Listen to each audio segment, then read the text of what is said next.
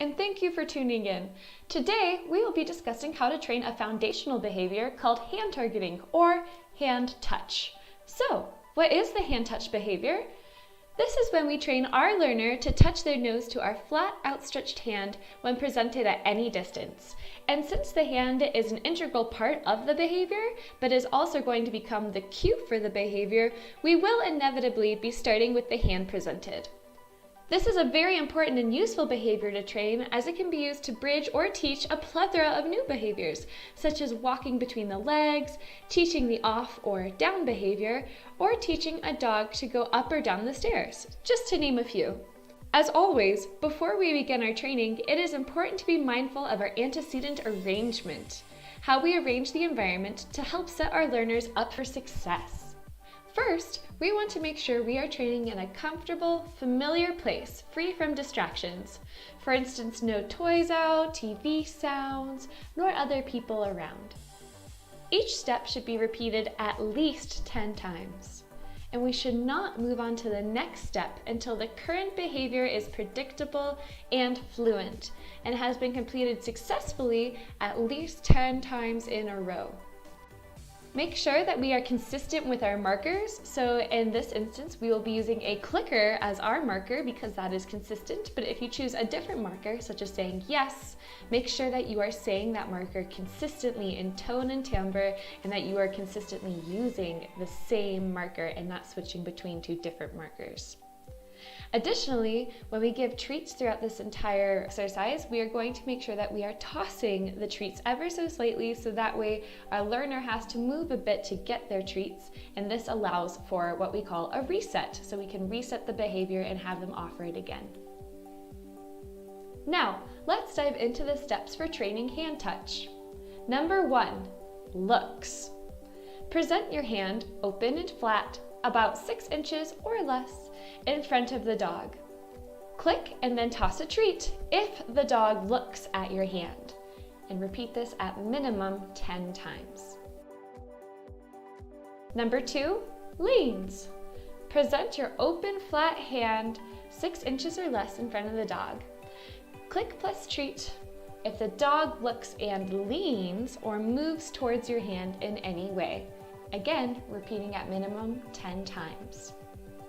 Number 3, touches. Present your open flat hand 6 inches or less in front of the dog. Click and then toss a treat to the dog if they touch their nose to your hand. And again, repeating at least 10 times. Number 4, left. Present your open flat hand 6 inches or less to the left of the dog. Click and then toss a treat if the dog touches their nose to your hand. Number 5, right. Do the exact same exercise, except this time you will present your hand to the right of the dog, and then you will click and toss a treat if the dog touches their nose to your hand. Number 6, above. Present your open flat hand 6 inches or less above the dog. Then click and toss a treat if the dog touches their nose to your hand. Number 7, below. Present your open flat hand 6 inches or less, but this time below the dog, and then click and toss a treat if the dog touches their nose to your hand. Number 8, far away. Present your open flat hand, this time a little further away, let's say 12 plus inches away from the dog. Now you're going to click and toss a treat if the dog touches their nose to your hand. Again, repeating at least 10 times. Next, we have further, where we're going to present our open flat hand even further away, this time maybe 24 plus inches away, and then we're going to click and toss a treat if the dog continues to touch their nose to our hand. Finally, we have further plus. Present your open flat hand several feet away from the dog. Click and toss a treat if the dog touches their nose to your hand. Don't forget that each step must be repeated at minimum 10 times, and we should not move on to the next step unless the dog has completed the current behavior successfully at least 10 times in a row. Now, it's important to discuss frustration bursts. Sometimes, when moving from one step to the next, a dog can have a brief moment of frustration before they understand what you are looking for. And this is absolutely normal and part of the learning process. However, we never want to frustrate our dogs for a prolonged period of time. So, if at any point your learner becomes frustrated for an extended period of time, that likely means we progress to the next step a bit too fast and we need to go back to the previous step. Then repeat the previous step at least 10 times before trying to move forward again.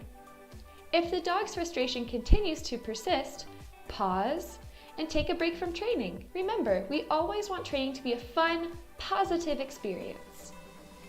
Hand touch is a wonderful behavior to teach because it can help us increase our communication with our dogs and also be used as a bridge to train countless other more complex and fun new behaviors. Thank you so much and happy training!